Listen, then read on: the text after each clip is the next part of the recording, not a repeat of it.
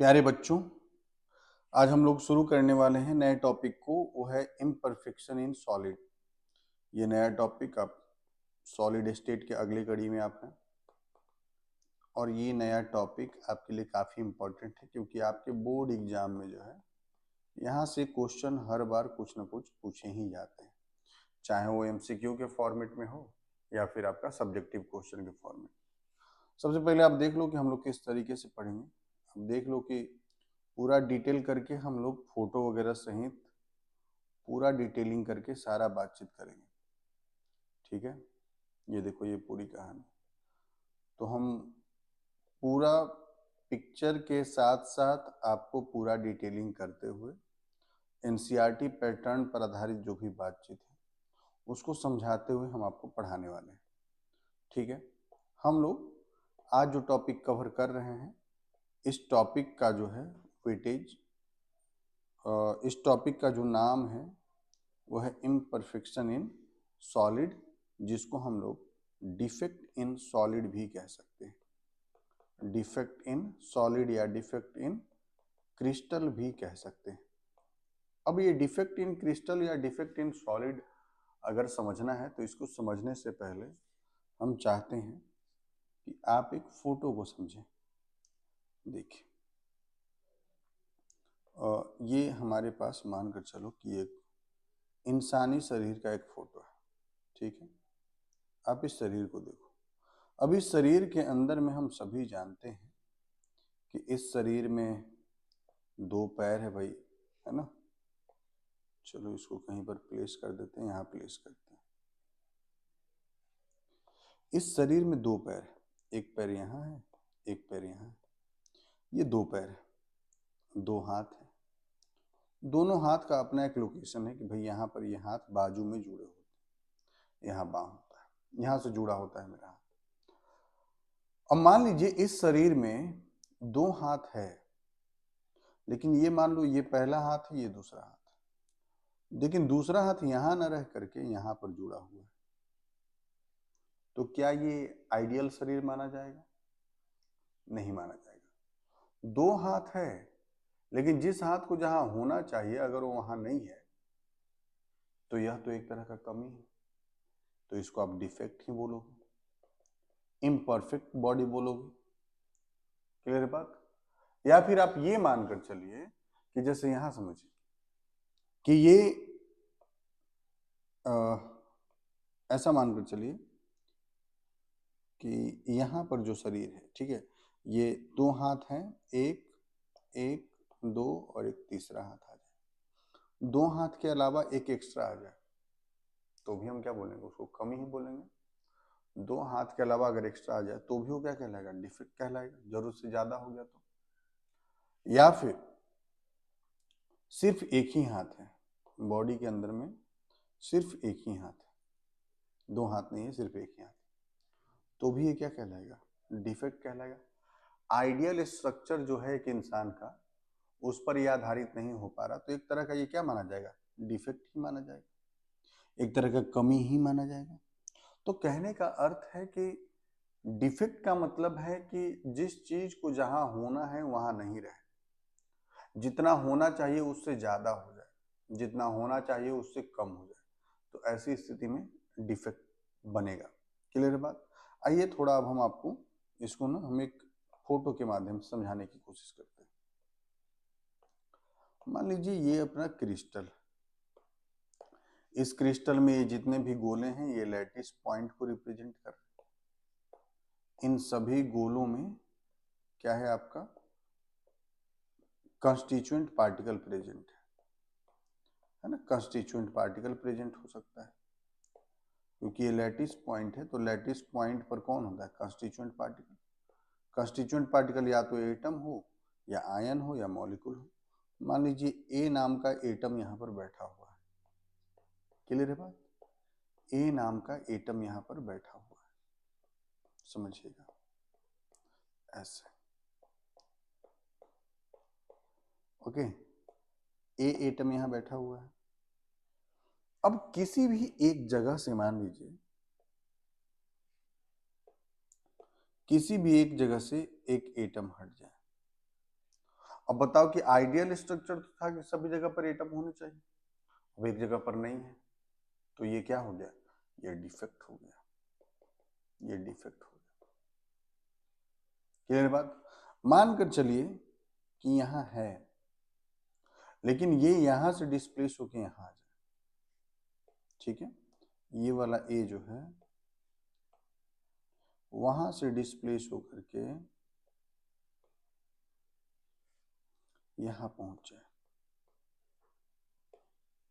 यहां पहुंच जाए, तो आप इसको क्या कहोगे, ये भी एक तरह का क्या हो गया, डिफेक्ट हो गया, ये भी एक तरह का डिफेक्ट हो गया। या मान लीजिए कि यहां पर एक आपका एटम रहे, यहां ये वाला एक्स्ट्रा आ जाए, तो भी आप क्या कहिएगा, डिफेक्ट कहिएगा। इन दोनों कंडीशन में ये डिफेक्ट माना जाएगा। क्लियर बात ना, ये डिफेक्ट माना जाएगा। क्या नहीं क्लियर हो रहा? तो आइडियल स्ट्रक्चर से जो भी परिवर्तन आएगा, चाहे एटम को जहां होना चाहिए था यानी लैटिस पॉइंट पर होना चाहिए था, लैटिस पॉइंट पर ना होकर के कहीं और चला जाए, लैटिस पॉइंट से अब्सेंट हो जाए, या फिर लैटिस पॉइंट के अलावा कहीं और आ जाए क्रिस्टल के अंदर में, तो ये क्या माना जाएगा, डिफेक्ट माना जाएगा। क्लियर है बात ना? आइए यहां समझते हैं। देखिए ये एक आइडियल क्रिस्टल है और ये एक रियल क्रिस्टल है। रियल क्रिस्टल के अंदर में डिफेक्ट पाए ही जाते हैं, ये फिक्स होता है, इसमें पाए ही जाते हैं। जैसे देखिए यहाँ पर आपको दिख रहा होगा ये मोड़ आ गया, या फिर यहाँ से एक एटम का मिसिंग हो जाना, ये क्या है, एक तरह का डिफेक्ट, कमी है। और आइडियल स्ट्रक्चर कहता है कि इसमें कोई कमी नहीं, जो चीज जैसे है एकदम परफेक्ट तरीके से वैसे ही रखा हुआ होना चाहिए, तो आइडियल स्ट्रक्चर कहलाएगा, आइडियल क्रिस्टल कहलाएगा। क्लियर है बात ना? अब ये जो डिफेक्ट पाया जा रहा है रियल क्रिस्टल्स के अंदर में, तो ये आपका कैसा है, ठीक है, तो ये हमारा कैसा हो जा रहा है, तो देखिए यहां समझिए कि ये जो डिफेक्ट है इसको दो कैटेगरी में रखा गया, एक को कहा गया लाइन डिफेक्ट और एक को कहा गया पॉइंट डिफेक्ट। क्लियर है बात ना? ये दो तरह के डिफेक्ट बताए गए, एक को लाइन डिफेक्ट कहा गया, एक को पॉइंट डिफेक्ट कहा गया। अब लाइन डिफेक्ट क्या है, पॉइंट डिफेक्ट क्या है, आइए समझते हैं। देखिए हमारे पास यहाँ दो फोटोज है, एक फोटो ये है, एक फोटो ये है। ये वाला फोटो लाइन डिफेक्ट को रिप्रेजेंट कर रहा है, ये लाइन डिफेक्ट को, और ये वाला पॉइंट डिफेक्ट को रिप्रेजेंट कर रहा है। लाइन डिफेक्ट में देखिए क्या है, ये दिखा रहा है कि ये पहला लाइन है, ये दूसरा है, ये तीसरा है, ये चौथा है, पांचवा है ना, ये पूरा ऊपर से नीचे तक लाइन है, एक कॉलम है, कॉलम। तो ये दिखा रहा है कि ये थर्ड कॉलम में देखिए डार्क कर दिया गया है, तो थर्ड कॉलम के एटम जो है वो लैटिस पॉइंट को छोड़ करके बाहर निकल गए, लेकिन फर्स्ट सेकंड फोर और फाइव के एटम जो है अपने जगह पर बैठे हुए। तो ये जो एटम बाहर निकल गए हैं, ये जो बाहर निकल गए हैं थर्ड कॉलम के, तो ये पूरा का पूरा एक लाइन जो है वो पूरा का पूरा लाइन का लैटिस पॉइंट से एटम निकल गया है, मिसिंग हो गया है, क्रिस्टल से बाहर चला गया है, तो हम बोलेंगे कि यह है line defect, line defect. Clear है बात ना? ये लाइन डिफेक्ट कहा जाएगा। किसी भी क्रिस्टल के कंप्लीट एक रो से या कंप्लीट एक कॉलम से एटम जो है लैटिस पॉइंट को छोड़कर बाहर निकल जा रहे हो, तो इसको हम लोग लाइन डिफेक्ट कह रहे हैं। वहीं जब हम देख रहे हैं पॉइंट डिफेक्ट में, तो पॉइंट डिफेक्ट क्या है भाई, तो पॉइंट डिफेक्ट में पूरे क्रिस्टल में एक आध दो जगह पर यानी इरेगुलर अलग अलग जगहों पर जो है वो एटम का डिस्प्लेसमेंट दिखे या फिर इरेगुलरिटी दिखे, तो हम कहेंगे कि ये क्या है, हमारा पॉइंट डिफेक्ट। जैसे देखिए यहाँ पर आप देखो, यहाँ से एटम मिसिंग है तो ये पॉइंट डिफेक्ट, यहाँ देखिए एक्स्ट्रा एटम आ गया है तो पॉइंट डिफेक्ट, यहाँ से मिसिंग है तो ये पॉइंट डिफेक्ट। क्लियर है बात ना? मतलब अलग अलग पोजीशन पर। लाइन डिफेक्ट में क्या हो रहा था, पूरे एक लाइन में हो रहा था, चाहे वो रो हो या एक कॉलम, पूरे एक लाइन में। लेकिन पॉइंट डिफेक्ट में किसी एक पोजीशन पर, किसी 2 पोजीशन पर, 3 पोजीशन पर, 4 पोजीशन पर, लेकिन अलग अलग, ऐसा नहीं कि पूरे एक लाइन में, तो वो कहलाएगा पॉइंट डिफेक्ट। क्लियर है बात? तो लाइन डिफेक्ट का जो कहानी है वो हमारा यहीं पर खत्म हो जाता है। ठीक है, पॉइंट डिफेक्ट हम लोगों को पूरे चैप्टर में डिटेल करके पढ़ना है। तो आइए पॉइंट डिफेक्ट की कहानी की शुरुआत करते हैं। पॉइंट डिफेक्ट जो है उसको सबसे पहले 3 कैटेगरी में बांटा गया है, स्टोइकियोमेट्रिक, नॉन स्टोइकियोमेट्रिक और इम्प्योरिटी। अब स्टोइकियोमेट्रिक भी 2 कैटेगरी में है। पहला है वैकेंसी, ये पहला हो गया, वैकेंसी और इंटरस्टिशियल, और ये जो है ये नॉन आयनिक कंपाउंड्स के लिए, नॉन आयनिक के लिए। और दूसरा है फ्रैंकल और शॉर्ट की, जो कि आयनिक कंपाउंड्स के लिए। क्लियर है बात में? स्टोइकियोमेट्रिक को भी हम 2 हिस्सों में रखेंगे। स्टोइकियोमेट्रिक में एक है नॉन आयनिक और एक है आयनिक। नॉन आयनिक में 2 तरह के डिफेक्ट पाए जाएंगे, वैकेंसी और इंटरस्टिशियल। आयनिक कंपाउंड्स में 2 तरह के डिफेक्ट पाए जाएंगे, फ्रैंकल और शॉर्ट की। इधर इम्प्योरिटी डिफेक्ट, इसका भी चर्चा हम करेंगे, क्या है impurity defect. Point defect non stoichiometric, तो नॉन स्टोइकियोमेट्रिक में 2, मेटल एक्सेस, मेटल डिफिशियंसी। अब सवाल सबसे पहले ये बनता है कि यह नॉन स्टोइकियोमेट्रिक क्या है, स्टोइकियोमेट्रिक क्या है। पहले इसको जानने का जरूरत है। अगर हम इसको जान जाएं तो हम समझ पाएंगे आगे की कहानी को। ठीक है, तो सबसे पहले हम स्टोइकियोमेट्रिक पर चर्चा शुरू करते हैं। स्टोइकियोमेट्रिक पर चर्चा करने के लिए मान लीजिए हम एक पेज लेते हैं और यहाँ समझिए कि ये सभी लैटिस पॉइंट्स, ये लैटिस पॉइंट है। ठीक है, इसको आप स्ट्रेट लाइन से ज्वाइन कर दो।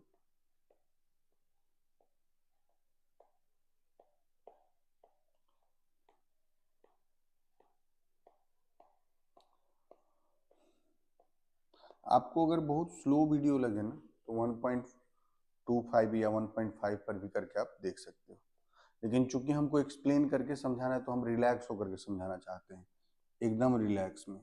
Na प्लस Cl माइनस, फिर Na plus Cl minus, Na plus Cl minus. ठीक है, ये पूरा क्रिस्टल मान कर चलिए कि Na प्लस और Cl माइनस से बना है, Na प्लस और Cl माइनस से बना है।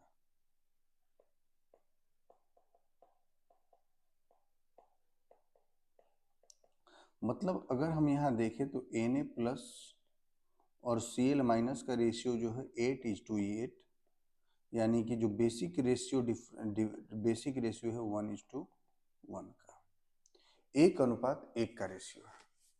क्लियर है बात ना? अब जब ये 1:1 का रेशियो है तो आइए इसको समझ लेते हैं। 1:1 का रेशियो 1:1 का रेशियो है, तो स्टोइकियोमेट्रिक डिफेक्ट जो है, स्टोइकियोमेट्रिक डिफेक्ट जो है, स्टोइकियोमेट्रिक डिफेक्ट, ये डिफेक्ट कहता है कि क्रिस्टल में डिफेक्ट भी प्रोड्यूस होगा और डिफेक्ट प्रोड्यूस होने के बावजूद भी इसके स्टोइकियोमेट्री में कोई परिवर्तन नहीं आना चाहिए। यानी स्टोइकियोमेट्री का मूल अर्थ आप बोल सकते हो रेशियो, कि Na प्लस और Cl माइनस है तो इनके रेशियो में, यानी 1:1 के रेशियो में परिवर्तन नहीं आना चाहिए। यानी हर एक Na प्लस के साथ एक Cl माइनस होना ही चाहिए। अगर 4 Na प्लस है क्रिस्टल में तो 4 Cl माइनस चाहिए, अगर 5 Na प्लस है तो 5 Cl माइनस चाहिए, अगर 10 Na प्लस है तो 10 Cl माइनस, तभी जाकर 1:1 का रेशियो मेंटेन हो पाएगा। तो ये कह रहा है कि 1:1 का रेशियो मेंटेन होना चाहिए एट एनी कॉस्ट। क्लियर है बात? और डिफेक्ट भी प्रोड्यूस हो। आपको आइए समझा देते हैं। देखिए यहाँ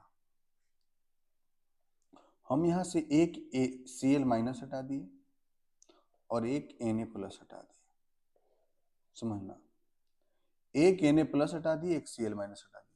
अब बताओ Na प्लस कितने रह गए? अब Na प्लस रह गया 7, Cl माइनस भी कितना रह गया 7। तो बताओ कुल बेसिक कितना रह गया? 1:1 रह गया या नहीं? 1:1 रह गया रेशियो। तो जब 1:1 रह गया तो हम कहेंगे कि यहाँ पर जो डिफेक्ट प्रोड्यूस हुआ, ये जो डिफेक्ट प्रोड्यूस हुआ इस डिफेक्ट को हम क्या कहेंगे? Stoichiometric defect.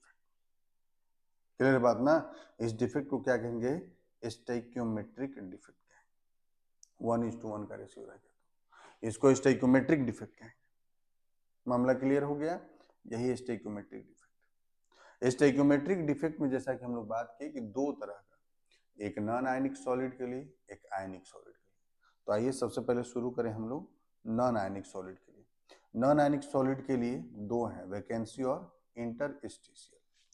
वैकेंसी का मतलब देखो क्या है? वैकेंसी का मतलब देखो, ये जितने भी डॉट आपको दिख रहे हैं, गोले दिख रहे हैं, स्फीयर, ये सभी लैटिस पॉइंट पर एटम को रिप्रेजेंट कर रहा है।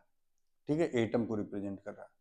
अब देखिए, इस जगह से एटम गायब है, इस जगह से एटम गायब है, इस जगह से एटम गायब है।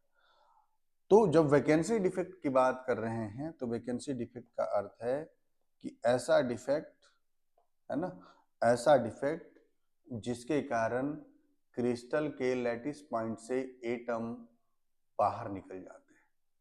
क्लियर है बात? क्रिस्टल के लैटिस पॉइंट से एटम बाहर निकल जाते हैं। ऐसे भी डिफाइन कर सकते हो कि the defect in which atoms are removed from their lattice point in the crystal। Clear है बात? एटम अपने लैटिस पॉइंट को छोड़ करके बाहर निकल जाते हैं। Lattice sides are left completely empty. Impact decrease the density of the substance. देखिए, जितना इसका वॉल्यूम था अभी भी उतना वॉल्यूम है, वॉल्यूम में तो परिवर्तन आया नहीं। लेकिन पहले जितने एटम थे अब उसकी तुलना में एटम जो है 4 बाहर निकल चुके हैं, 5 बाहर निकल चुके हैं, तो मास तो घट गया होगा। और जब डेंसिटी इक्वल टू, हम सभी जानते हैं कि मास बाई क्या होता है? वॉल्यूम। तो भाई मास अगर घटेगा तो डेंसिटी भी क्या हो जाएगा? घट जाएगा। तो इस कारण से वैकेंसी डिफेक्ट के कारण डेंसिटी क्या होता है? घट जाता है। ठीक है। Can be induced by heating the material. ये मटेरियल को हीट करने पर ये आपका डिफेक्ट प्रोड्यूस हो सकता है। इसी कारण से वैकेंसी डिफेक्ट या पॉइंट डिफेक्ट को ही कई बार थर्मोडायनेमिक डिफेक्ट भी कह देते हैं। क्लियर बात? वहीं आइए इंटरस्टिशियल डिफेक्ट में, ये है आपका इंटरस्टिशियल। तो इंटरस्टिशियल में क्या होता है कि देखिए, लैटिस पॉइंट के बीच में, यहाँ देखिए ये जो पोजीशन है लैटिस पॉइंट के बीच में, ये सब पोजीशन जो है, ये जो पोजीशंस हैं, ये पोजीशंस खाली जगह लैटिस पॉइंट के बीच में, जैसे 4 एटम आपने ऐसे रखा, तो यहाँ जो जगह बच गया, ये वाला जगह बच गया, ये कहला रहा है इंटरस्टिशियल साइट। ठीक है ना? तो इंटरस्टिशियल साइट पर देखिए क्या आ जा रहा है? एटम आ जा रहा है। तो इंटरस्टिशियल साइट पर जब किसी क्रिस्टल में एटम आ जाए तो हम कह देंगे कि वह इंटरस्टिशियल डिफेक्ट है। इंटरस्टिशियल डिफेक्ट है, constituent particles occupy interstitial site. अब इसके कारण क्या होगा? तो इसके कारण होगा डेंसिटी जो है वो क्या हो जाएगा? इंक्रीज कर जाएगा। क्योंकि देखो, वॉल्यूम तब जितना था उतना ही, लेकिन एक्स्ट्रा आने के कारण अब मास क्या हो जाएगा? बढ़ जाएगा। और जब मास बढ़ेगा तो यहाँ पर हम सभी जान रहे हैं कि डेंसिटी भी क्या हो जाएगा? बढ़ जाएगा। क्लियर होगी कहानी? मास बढ़ने से डेंसिटी भी क्या हो जाएगा? बढ़ जाएगा। तो इंटरस्टिशियल डिफेक्ट में क्रिस्टल के इंटरस्टिशियल साइट पर एटम्स आ जाते हैं, तो हम इसको इंटरस्टिशियल डिफेक्ट कहते हैं। जबकि वैकेंसी डिफेक्ट में एटम जो है वो अपने लैटिस साइट को छोड़ करके बाहर निकल जाते हैं। क्लियर होगी बात? लैटिस साइट को छोड़ करके बाहर निकल जाते हैं। क्लियर है? अब आगे बढ़ते हैं, अगले क्वेश्चन की तरफ मूव करते हैं, अगले पॉइंट की तरफ मूव करते हैं। देखिए यहाँ फोटो है, वैकेंसी डिफेक्ट और इंटरस्टिशियल डिफेक्ट। देखिए इस जगह वाला एटम बाहर निकला हुआ है और यहाँ पर देखिए एक्स्ट्रा एटम आया हुआ है, तो ये इंटरस्टिशियल डिफेक्ट हो गया, ये वैकेंसी डिफेक्ट हो गया। ठीक है, चलिए कहानी को आगे लेकर चलते हैं और अब हम लोग बात करते हैं किसके लिए? तो अब हम बात करेंगे आयनिक सॉलिड के लिए। क्लियर है बात ना? अब हम लोग कहानी को आगे लेकर चलें और आयनिक सॉलिड का चर्चा करते हैं। तो भाई आयनिक सॉलिड क्या है? तो आयनिक सॉलिड जो आयन से बना हो। क्लियर है बात ना? जो आयन से बना हो। आइए समझाते हैं। आयनिक सॉलिड में दो तरह के डिफेक्ट, एक फ्रैंकल और एक शॉर्टकी। फ्रैंकल में क्या होता है? तो आइए देखिए यहाँ पर फ्रैंकल में क्या होता है, हम यहाँ फोटो से बना रखे हैं। देखिए आयन से बना है ए plus B minus, A plus B minus. अब इसमें होगा क्या ना कि जो केटायन होगा, जो ए प्लस है, अपने लैटिस पॉइंट को छोड़ करके इंटरस्टिशियल साइट पर चला जाएगा। अपने लैटिस पॉइंट से छोड़कर इंटरस्टिशियल साइट पर चला जाएगा, तो हम कहेंगे कि यह एक फ्रैंकल डिफेक्ट। क्लियर बात? जब केटायन जो है अपने लैटिस साइट को छोड़ करके इंटरस्टिशियल पोजीशन पर चला जाए, तो हम कहेंगे कि ये जो है फ्रैंकल डिफेक्ट। अब बताइए, क्या फ्रैंकल डिफेक्ट के कारण डेंसिटी पर कोई प्रभाव पड़ेगा? आंसर है नहीं। इसके कारण क्रिस्टल के डेंसिटी में कोई परिवर्तन नहीं आएगा। अगले बात पर आइए, ये किस तरह के कंपाउंड में पाया जाएगा? तो यह डिफेक्ट देखिए, समझिए, ये है टर्म्स, ये लैटिस साइट। इस लैटिस साइट के बीच में देखिए ये स्पेस है। इस स्पेस को आप इंटरस्टिशियल स्पेस कह रहे हैं, इंटरस्टिशियल साइट कह रहे हैं। अब इन जगहों पर आपने भरा ए plus B minus, A plus B minus, तो ये ए प्लस यहां चला जा रहा है। तो इस छोटे से जगह में अगर ए प्लस जा करके बैठ पा रहा है, प्लेस हो पा रहा, इसका मतलब ए प्लस का जो साइज है वो बी के तुलना में क्या है? छोटा है। बी के तुलना में क्या है? छोटा है। यानी कि हम ये कह सकते हैं कि फ्रैंकल डिफेक्ट उन्हीं कंपाउंड्स में पाया जाएगा जिन कंपाउंड्स में केटायन का साइज एनायन के साइज से क्या हो? छोटा हो। ठीक है ना? केटायन का साइज जो है एनायन के साइज से क्या हो? छोटा हो। हम कहेंगे कि यह जो है आपका कैसा डिफेक्ट है? Frenkel defect. ओके, आइए यहां बातचीत करते हैं। देखिए, a smaller ion, usually cation, is displaced from its normal site to an interstitial site. यही है फ्रैंकल डिफेक्ट। ठीक है। Dual effect creates a vacancy defect at the original site and an interstitial defect at the new site called dislocation defect. अच्छा, Frenkel defect के बारे में कभी पूछा जाए कि यह किस तरह का डिफेक्ट है, तो आप कह दोगे कि यह एक तरह का कैसा डिफेक्ट है? Interstitial defect. क्योंकि केटायन जो है अपने लैटिस साइट को छोड़ करके इंटरस्टिशियल साइट पर चला जा रहा है, तो एक तरह का इंटरस्टिशियल साइट है। Occurs in ionic solid with large difference in ion size, है ना? आयंस के जो साइज होंगे उसमें क्या होना चाहिए? बड़ा सा डिफरेंस होना चाहिए। तो हम कहेंगे कि यह हमारा कैसा, मतलब इसमें हमारा फ्रैंकल डिफेक्ट पाया जाएगा। और खास करके कि केटायन का साइज जो है वो एनायन से क्या होना चाहिए? छोटा होना चाहिए।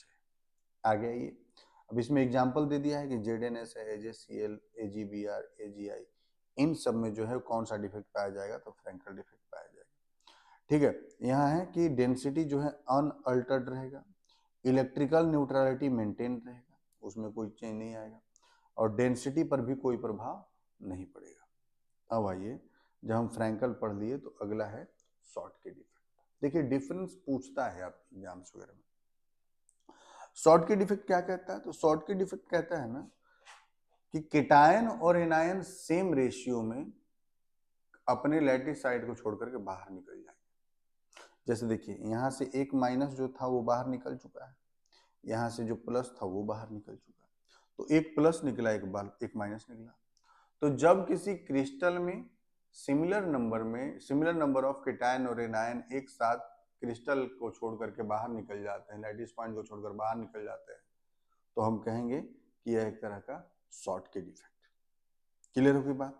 ठीक है। यहाँ भी देख लीजिए एक बार आप, यही है शॉर्ट के डिफेक्ट। देखिए, हम लोग यहाँ से एक ए प्लस निकालें, देखो यहाँ से बी माइनस निकला, बी माइनस, फिर यहाँ से भी बी माइनस निकला, यहाँ से हम ए प्लस निकालें, फिर यहाँ से भी एक ए प्लस निकाल दिया, तो दो ए प्लस निकला, दो बी प्लस निकला, दो ए प्लस निकला, दो बी माइनस निकला, तो हम कह देंगे कि क्या है हमारा? तो ये हमारा शॉर्ट के डिफेक्ट। क्लियर बात ना? ये हमारा शॉर्ट के डिफेक्ट।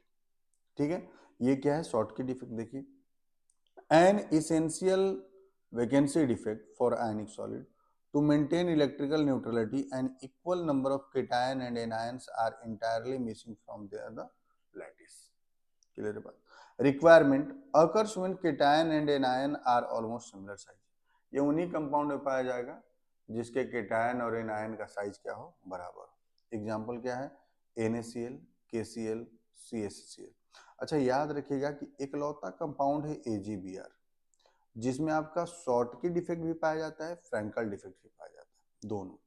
अच्छा देखो यहाँ से केटायन और एनायन निकला, तो भाई दो अगर साथ में निकल गए तो वहां पर बताइए कि मास तो कम हो गया होगा, और जब मास कम हो जाएगा तो हम कह देंगे कि डेंसिटी जो है वो क्या हो जाएगा, घट जाएगा। डेंसिटी क्या हो जाएगा, घट जाएगा। क्लियर होगी बात ना। इलेक्ट्रिकल न्यूट्रलिटी तो मेंटेन रहेगा। यहाँ लिखा हुआ है notable exception, AgBr exhibits both Frenkel and Schottky defect. Clear होगी बात। तो आपने शॉर्टकी और फ्रैंकल को समझ लिया। फ्रैंकल में केटायन जो है अपने लैटिस पॉइंट को छोड़ करके इंटरस्टिशियल साइड पर जा रहे थे, और शॉर्टकी डिफेक्ट जो है यहाँ से क्या हो रहा था कि केटायन और एनायन सिमिलर संख्या में जो है अपने लैटिस पॉइंट को छोड़ करके बाहर निकल रहे थे। मामला क्लियर हो गया। चलिए अब थोड़ा सा आगे बढ़ते हैं और अब हम इम्प्योरिटी डिफेक्ट में आते हैं। अच्छा इम्प्योरिटी का मतलब आप क्या समझते हो? इम्प्योरिटी का मतलब मान कर चलो कि इंसान है तो उसके उसमें दांत लगा हुआ है, सभी दांत है। अब एक दांत उखाड़ करके उसके दांत की जगह पर आप खरगोश का दांत लगा दीजिएगा, एक तरह का इम्प्योरिटी हुआ। गेहूं का आटा है और उसमें आप मैदा मिला दे रहे हैं, एक तरह का इम्प्योरिटी। तो इम्प्योरिटी कहने का मतलब कि किसी एक चीज में किसी अलग चीज को मिला देना, तो एक तरह का क्या कहलाएगा, इम्प्योरिटी कहलाएगा। तो इम्प्योरिटी के कारण जब डिफेक्ट प्रोड्यूस होता है तो हम उसको इम्प्योरिटी डिफेक्ट कह देते हैं। जैसे देखिए इस पूरे क्रिस्टल को देखिए तो Na+Cl-Na+Cl- तो इससे बना है, लेकिन इसमें देखिए हम एक इंट्रोड्यूस कर दिए Sr2+। तो एक Sr2+ इंट्रोड्यूस करने के कारण देखिए यहाँ पर एक जगह तो खाली बन गया। ये थोड़ा सा गलत है, इस फोटो को देखो, हम यहाँ इसको, इस फोटो में थोड़ा सा एरर है। एरर ये है ना कि हाँ हम लोगों को ना Na+ को हटाना था, Cl- को रहने देना था। Na+ को हटाते, समझ के बात को ना, Na+ हटेगा ताकि इलेक्ट्रिकल न्यूट्रलिटी भी मेंटेन रहे। ठीक है, इस लाइन को पूरा आप काट ही दीजिए तो ज़्यादा बेटर रहेगा समझने में। इसको पूरा आप काट दो। ठीक है, अब देखो आपके पास 8+ है और 8- है। ठीक है, Sr2+ को इंट्रोड्यूस किया गया, तो Sr2+ को इंट्रोड्यूस करने से एक Na+ निकालना पड़ गया ताकि इलेक्ट्रिकल न्यूट्रलिटी मेंटेन रहे। समझ गए बात को ना। तो इसको निकालने से इलेक्ट्रिकल न्यूट्रलिटी मेंटेन रहे, ऐसा हम लोगों ने किया, और इसके कारण देखिए एक जगह खाली बन गया, तो इस खाली जगह के कारण हम कहें कि डिफेक्ट प्रोड्यूस हुआ, तो इसी डिफेक्ट को इम्प्योरिटी डिफेक्ट कहते हैं। Scenario, molten NaCl is crystallized with a small amount of SrCl2. Sr2+ ion replaces Na+ ion in the lattice. Catch, because Sr2+ carries 2+2 charge, it replaces 2 Na+ ions to maintain electrical neutrality. ठीक है, समझ गए बात को।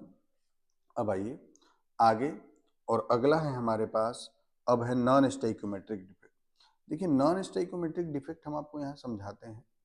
यहाँ देखिए हम जो फोटो बनाए थे ना, इसको लेकर के नॉन स्टोइकोमेट्रिक डिफेक्ट का अर्थ क्या है। ठीक है, नॉन स्टोइकोमेट्रिक डिफेक्ट का अर्थ यह हो जाएगा कि हमारा रेशियो बदल जाएगा, प्लस और माइनस का जो केटायन और एनायन का रेशियो था, जो एटम का रेशियो था, एटम का रेशियो क्या हो जाएगा, बदल जाएगा। मतलब यहाँ जो रेशियो हम लोग मेंटेन करके चल रहे थे कि, इसको थोड़ा मिटा दे पहले हम,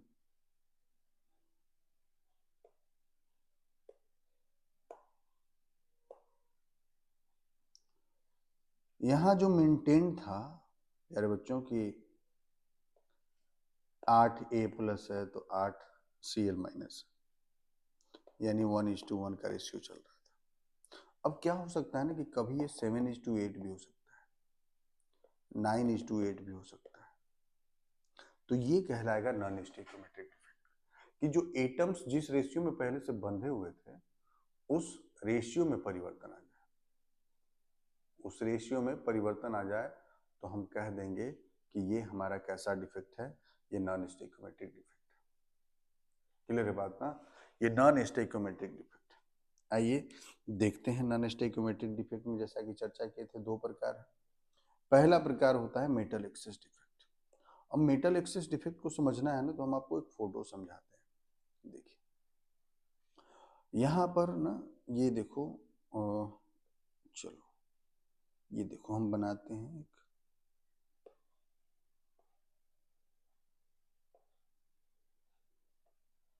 हम एक पेज लेकर के बनाते हैं ना,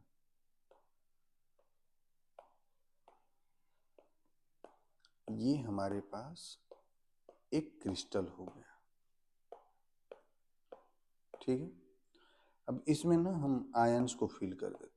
देखिए A plus B minus, A plus, चलो ए प्लस बी माइनस नहीं रखते हैं, एन ए सी एल रखते हैं तो ज़्यादा बेटर होगा,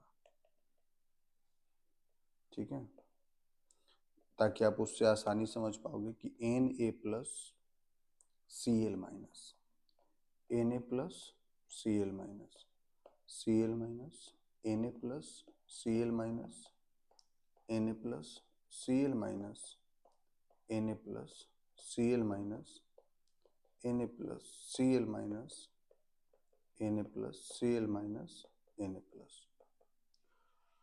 अब आप इसको समझो अच्छे से, ठीक है। आपके पास सोडियम जो है वो क्या है, मेटल है,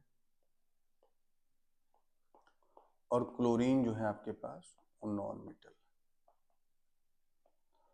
अब ये 8:8 का रेशियो है, तो आपको यहां तरीका ऐसा अपनाना है कि आपके पास दो तो हो सकते हैं। मेटल एक्सेस डिफेक्ट कह रहा है, मतलब मेटल की मात्रा क्या हो जानी चाहिए, अधिक।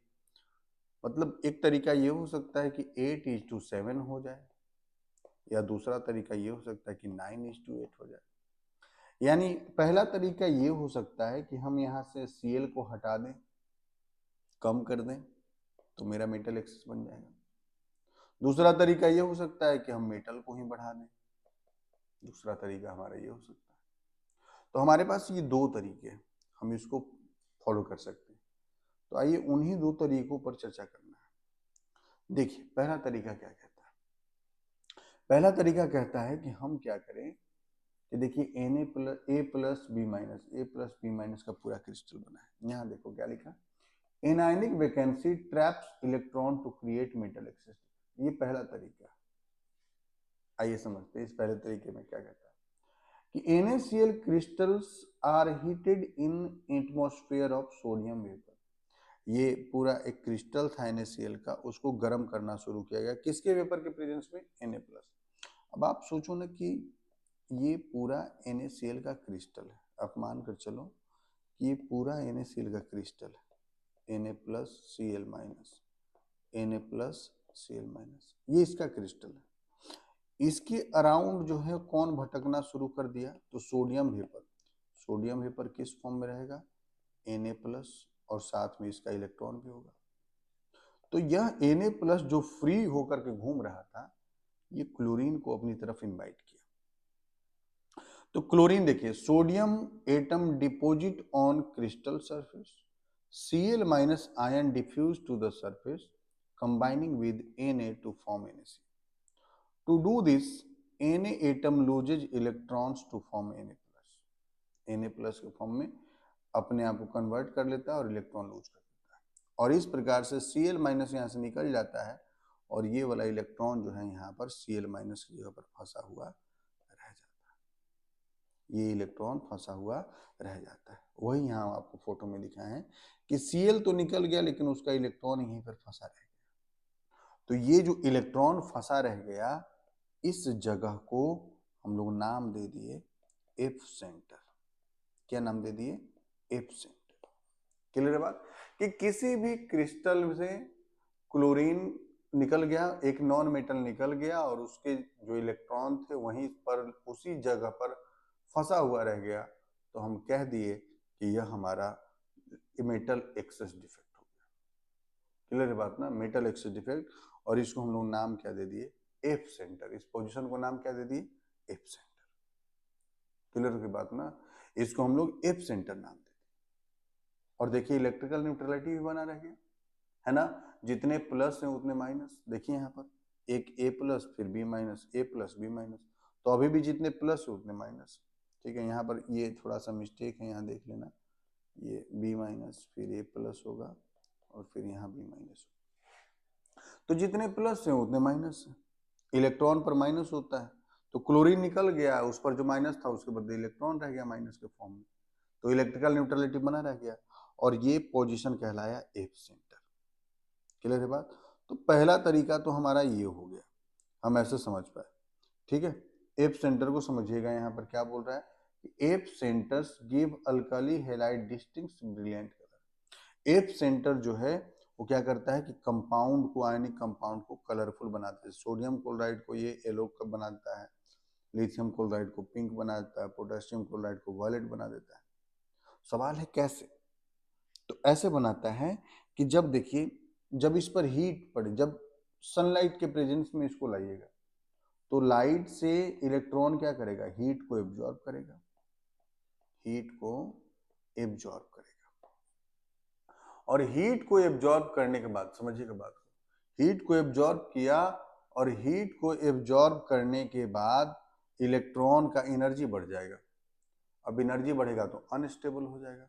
इसको हम ऐसे समझा देते हैं कि पहले इसके अंदर था, ये क्रिस्टल के अंदर में तो मान लो 4 जूल पर था, अब इसको हीट मिला सनलाइट के प्रेजेंस में 3 जूल का, तो अब इलेक्ट्रॉन ये 7 जूल पे पहुंच गया।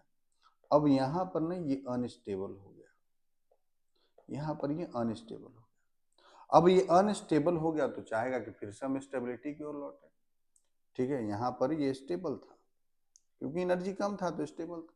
अब ये चाह रहा है कि हम लौटें स्टेबिलिटी की ओर, तो लौटने के लिए ये अपने 3 जूल एनर्जी को यहाँ से क्या करेगा, रिलीज करेगा, रिलीज करेगा 3 जूल एनर्जी रिलीज करेगा। और ये रिलीज किस फॉर्म में करेगा, रेडिएशन।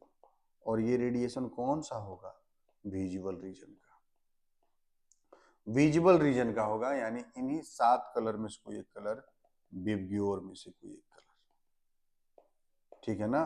तो अब जाकर के आपका कंपाउंड जो है रंगीन हो जाता है। तो एफ सेंटर के कारण हमारा कंपाउंड जो है वो क्या हो जाता है, रंगीन हो जाता है, कलरफुल हो जाता है। तो हम यहाँ पर जितने भी हम आयनिक कंपाउंड देखते हैं और वो कलर्ड अगर देखते हैं तो उसके पीछे का रीजन क्या है, हमारा एफ सेंटर। क्लियर हो गई बात?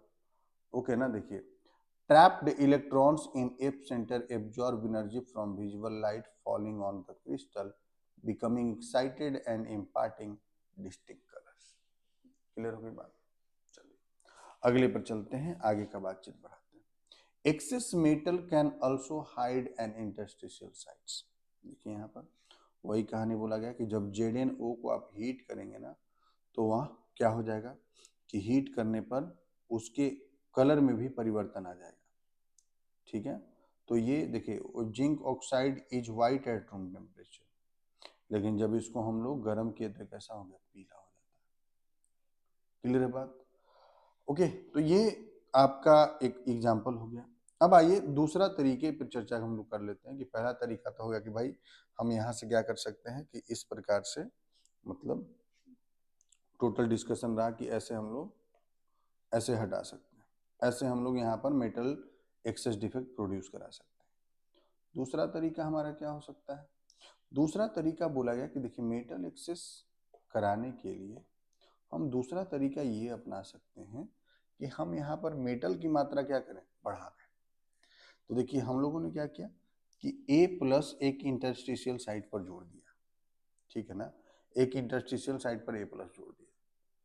इंटरस्टिशियल साइट पर जोड़ने के बाद देखिए यहाँ पर थोड़ा सा मिस्टेक है, यहाँ पर B- होगा, फिर A+ होगा, फिर यहाँ B- होगा। तो इंटरस्टिशियल साइट पर जब A+ जोड़े, इसके न्यूट्रलिटी को मेंटेन करने के लिए, ताकि एक A+ आया है तो उसको बराबर करके न्यूट्रल बनाने के लिए हम लोगों ने E- लेकर आए। ठीक है ना, दूसरे इंटरस्टिशियल साइट पर हम लोगों ने दूसरा E- लेकर आए और तब न्यूट्रलिटी। तो दूसरा तरीका ये हो सकता है कि हम इंटरस्टिशियल साइट पर मेटल आयन को लेकर के आ जाएं और उसको न्यूट्रल बनाने के लिए उतना ही संख्या में इलेक्ट्रॉन्स को भी लेकर के आ जाए अदर इंटरस्टिशियल पोजिशंस। क्लियर है बात? तो हम जो है इस तरीके से भी मेटल एक्सेस डिफेक्ट प्रोड्यूस करा सकते हैं। अब आइए मेटल डिफिशियंसी की ओर बढ़े हम लोग। ठीक है, मेटल डिफिशियंसी, मेटल डिफिशियंसी का अर्थ है कि देखिए मेटल की मात्रा क्या हो जानी चाहिए, कम। इस वाले को तो आप समझ ही रहे हो कि ये अपना NaCl का एक क्रिस्टल है। अब इसमें अगर मेटल डिफिशियंसी प्रोड्यूस कराना है, मतलब मेटल की मात्रा इस बार कम कर देनी, तो मेटल का मात्रा कम होगा कैसे भाई, सवाल है ना। मेटल का मात्रा कम कैसे होगा, तो कम होने का मतलब है कि हमको Na प्लस को यहाँ से निकालना पड़ेगा, Na प्लस को यहाँ से निकालना पड़ेगा, तब मेटल कम होगा। अब सवाल है कि Na प्लस तो निकल गया, तो प्लस जो है वो 7 हो गया और माइनस जो है वो 8 हो गया, तो न्यूट्रलिटी कैसे मेंटेन करें। माइनस अगर कम हो बढ़ जा रहा था, है ना, माइनस कम हो जा रहा था, तो माइनस को मेंटेन करने के लिए इलेक्ट्रॉन लेकर के आ जा रहा था, लेकिन प्लस अगर कम हो जा रहा तो अब क्या करें, प्रोटॉन तो ला नहीं सकते, प्रोटॉन फ्री में मिलता नहीं हम लोगों को, जैसे इलेक्ट्रॉन फ्री स्टेट में मिल जाता है प्रोटॉन नहीं मिलता। तो सवाल है कि आखिर क्या जुगाड़ लगाएगा, हम क्या कर सकते हैं, समझिए बात को। तो अब हम क्या कर सकते हैं यहाँ पर, तो हमारे पास जुगाड़ लगाने का अब तरीका है कि चलो भाई देखते हैं क्या हो सकता है। तो हम लोगों ने क्या किया कि इस पर बहुत विचार किया और फिर पता चला कि ये सिर्फ उन्हीं कंपाउंड्स में पाया जा सकता है जिन कंपाउंड्स के पास एक से अधिक प्रकार के वैलेंसी दिखाने की क्षमता। जैसे जैसे देखिए Fe2 प्लस और Fe3 प्लस, मानकर चलिए, देखिए यहाँ पर Fe2 प्लस है, फिर -2 plus -2 plus -2 plus -2 plus minus. हम लोगों ने क्या किया कि एक जगह से, देखो एक जगह से हम लोगों ने Fe2 प्लस को हटा दिया। अब Fe2 प्लस हटाया तो उसके बदले अगर मेंटेन करना है तो उसके बदले हमको दो जगह पर Fe3 प्लस लाना पड़ा, तब जाकर के इलेक्ट्रिकल न्यूट्रलिटी क्या हो पाया, मेंटेन हो पाया। समझ गए बात को ना, इलेक्ट्रिकल न्यूट्रलिटी हमारे यहाँ पर मेंटेन हो पाया, तब जाकर के मेंटेन। तो हम कह रहे हैं कि ये सिर्फ उन्हीं कंपाउंड्स में पाया जाएगा जिनमें एक से अधिक प्रकार की वैलेंसी दिखाने की क्षमता हो। उदाहरण हम ऐसे भी ले सकते हैं कि ये कौन कौन में हो सकता है, तो कोबाल्ट में हो सकता है, निकेल में हो सकता है, आयरन देख ही लिया आप, ये मैग्नीज में पाया जा सकता है, क्रोमियम में पाया जा सकता है, कॉपर में पाया जा सकता है, ये डिफेक्ट इनमें पाया जा सकता है। क्या सोडियम में पाया जा सकता है ये डिफेक्ट, आंसर है नहीं। क्या पोटेशियम के कंपाउंड में पाया जा सकता है, आंसर है नहीं। क्या मैग्नीशियम के कंपाउंड में पाया जा सकता है, नहीं, क्योंकि ये सिर्फ, जैसे मैग्नीशियम तो सिर्फ 2 वैलेंसी दिखाता है, सोडियम तो सिर्फ 1 दिखाता है, पोटेशियम तो सिर्फ 1 दिखाता है, लेकिन ये जो एलिमेंट है ये +2 भी दिखाते हैं, +3 भी दिखाते हैं, +4 भी दिखा सकते हैं, तो ये मल्टीपल टाइप ऑफ वैलेंसी को शो करते हैं। इस कारण से हम लोग कह सकते हैं कि मेटल डिफिशियंसी डिफेक्ट जो है सिर्फ इन्हीं में पाया जाएगा। देखिए मेटल का मात्रा कम हो गया नॉन मेटल की तुलना में, क्लियर बात। तो ये हमारे पास कूल रहा, यहाँ पर देख लो वही कहानी हम समझा चुके हैं, फिर से फोटो में भी है A plus B minus, A plus B minus, B minus, एक जगह से A प्लस को हटा दिए और इसको मेंटेन करने के लिए दूसरी जगह A2 प्लस लेकर के आए। तो भाई A के पास 2 प्लस शो करने का क्षमता होगा तभी तो आएगा, अगर नहीं होता तो क्या ये दिखा पाता, आंसर है नहीं। तो इस कारण से मेटल यहाँ पर वही इस डिफेक्ट को शो कर पाएंगे जिनके पास एक से अधिक प्रकार का वैलेंसी दिखाने का क्षमता होगा, क्लियर है बात। तो आज के सेशन में हम लोगों ने इम्परफेक्शन इन सॉलिड को पढ़ा। इम्परफेक्शन या कह लो कि डिफेक्ट इन सॉलिड को हम लोगों ने कंप्लीट किया, ठीक है ना, डिफेक्ट इन सॉलिड को कंप्लीट किया। आई होप कि आपको समझ में आया होगा, और अगर आपको समझ में आया है तो चैनल से जुड़िएगा, सब्सक्राइब कीजिएगा और जिनको ज़रूरत है उन तक ज़रूर शेयर कीजिएगा। आज हम थोड़े स्लो होकर के पढ़ा रहे थे, रीज़न ये है कि आज मैच भी चल रहा है, सेमीफाइनल है आज T20 वर्ल्ड कप का, तो इंडिया का मैच चल रहा, तो हम मेरा ध्यान थोड़ा सा उधर भी है और आपको पढ़ाने पर भी है, साथ साथ लेक्चर भी चल रहा, तो बस यही है। आपको बेहतर लगा तो ज़रूर चैनल को सब्सक्राइब कीजिए, जुड़िए और पढ़िए, खूब मेहनत कीजिए, आगे बढ़िए। Thank you.